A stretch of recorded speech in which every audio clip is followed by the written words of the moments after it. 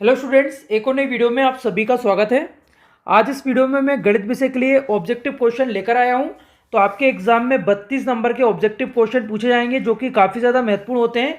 तो इस वीडियो को बस आपको शुरू से लेकर एंड तक देख लेना है। यहाँ पर मैं आपको पूरा आंसर्स भी बताऊंगा और यहीं के यहीं आपको सारे ऑब्जेक्टिव क्वेश्चन जो रहेंगे वो याद हो जाएंगे।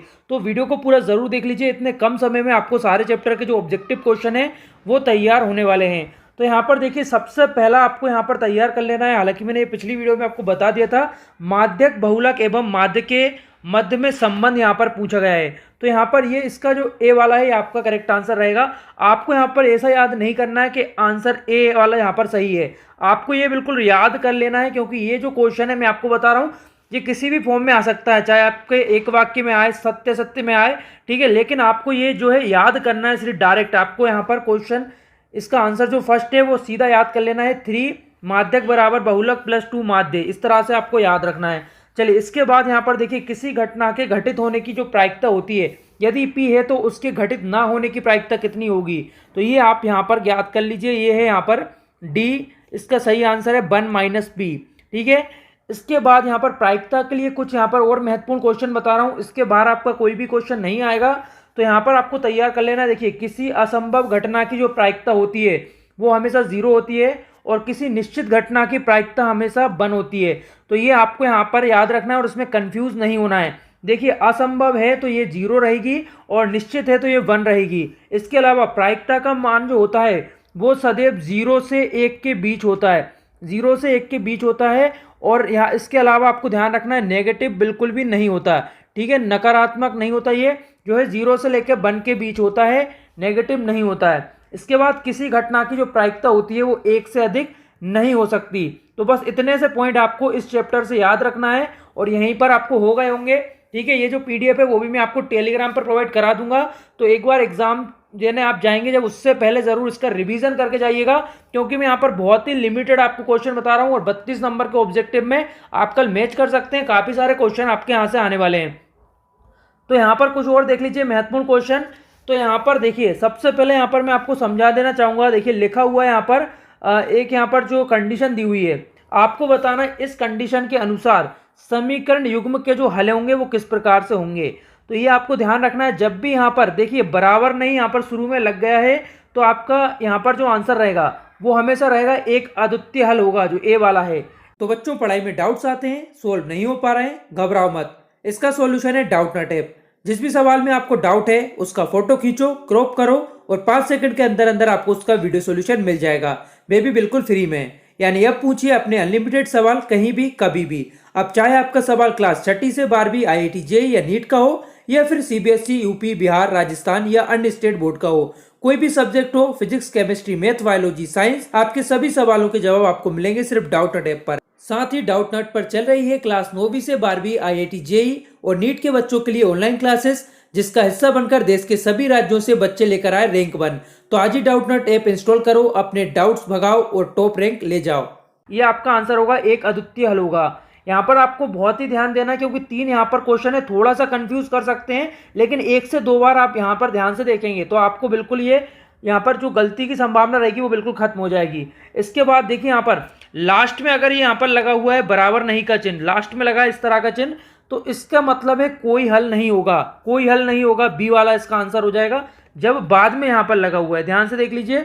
इसके बाद अगर आपका जो चिन्ह है यहाँ पर कहीं भी बराबर नहीं का चिन्ह नहीं लगा है, दोनों चिन्ह यहाँ पर बराबर के लगे हैं, तो ये जो है अनंतः अनेक हल होंगे, सी वाला ऑप्शन रहेगा। तो ये 3 यहाँ पर इस यूनिट से इनमें से ही क्वेश्चन आपका आने वाला है। तीनों को ध्यान से देख लीजिए। एक बार फिर से थोड़ा सा वीडियो को पीछे करके देख लीजिएगा, आपको ये क्वेश्चन यहीं पर याद हो जाएंगे और आप बिल्कुल भी इन्हें नहीं भूलेंगे। तो बस मोस्ट यहाँ पर आईएमपी ये क्वेश्चन है। इसके बाद यहाँ पर अगला देख लीजिए, द्विघात समीकरण यहाँ पर दिया हुआ है एक आपको, तो आपको इसका विभक्त कर बताना है। विभक्त कर का जो सूत्र होता है यहाँ पर लिखा हुआ है, ए वाला इसका करेक्ट है। तो ये आपको नोट कर लेना है। इसे पूरा आप लिख लिख कर याद कीजिएगा, ये पूरा सूत्र है, ठीक है। डी बराबर B square minus 4ac most IMP है, विभक्त कर का सूत्र है। और एग्जाम में आपका जो क्वेश्चन मैं यहाँ पर ऑब्जेक्टिव का बता रहा हूँ, इसके अलावा भी क्वेश्चन आ सकता है डायरेक्ट विभक्त कर आपको ज्ञात करने के लिए पूछा जा सकता है, तब भी आपको इस सूत्र की आवश्यकता रहेगी। तो इसे आप याद कर लीजिए, इसका आंसर है करेक्ट, डी बराबर बी स्क्वायर माइनस 4ac। अब विभक्त कर पर ही 1 से 2 क्वेश्चन और बनते हैं, वो आपको यहाँ पर बताता हूँ। एक तो यहाँ पर देख लीजिए, ये क्वेश्चन है, यदि द्विघात समीकरण ax² plus bx plus c बराबर 0 के मूल्य समान हो तो समीकरण के विविक्तकर का मान कितना होगा। यहाँ पर ध्यान दीजिए क्या लिखा है, समान।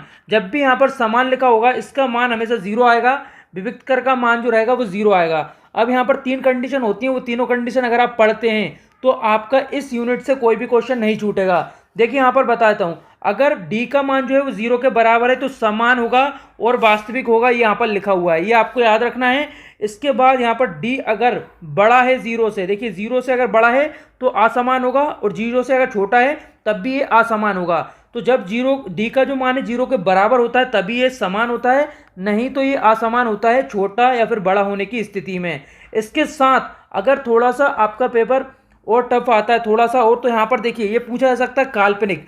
तो अगर d का मान जो है छोटा होगा तो ये काल्पनिक होगा, ठीक है, और अगर d का मान बड़ा है तो ये वास्तविक होगा।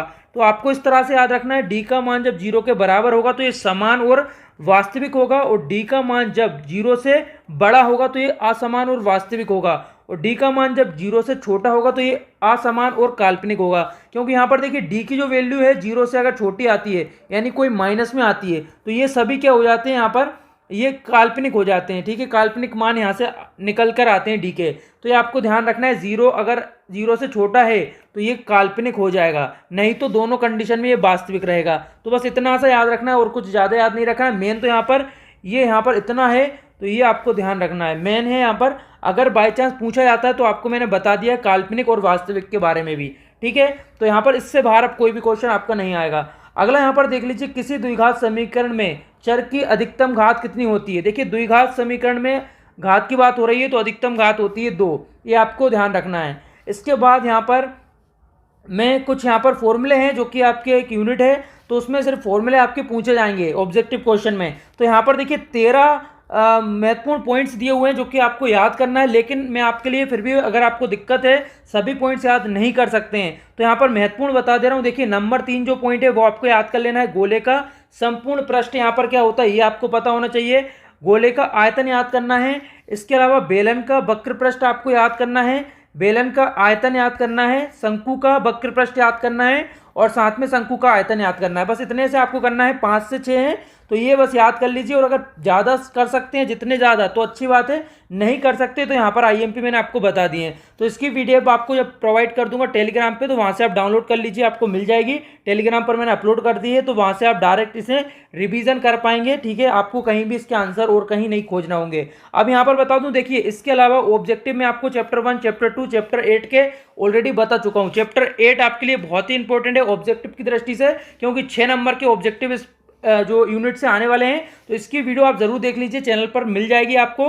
मैंने इसके इन सभी के आपको ऑब्जेक्टिव ऑलरेडी बता दिए थे। अब यहाँ पर चैप्टर 5 और जो 12 है आपका, इसके मैंने अभी तक नहीं बताए हैं तो ये आपको मैं टेलीग्राम पर पोस्ट कर दूंगा, ठीक है। तो यहाँ पर मैंने आपको बाकी सारी यूनिट के ऑब्जेक्टिव क्वेश्चन कवर करा दिए हैं, यहीं से आपके ऑब्जेक्टिव क्वेश्चन एग्जाम में आने वाले हैं। जो यहाँ पर रह गए हैं तो मैंने आपको इस तरह से अलग से समझा दिया है।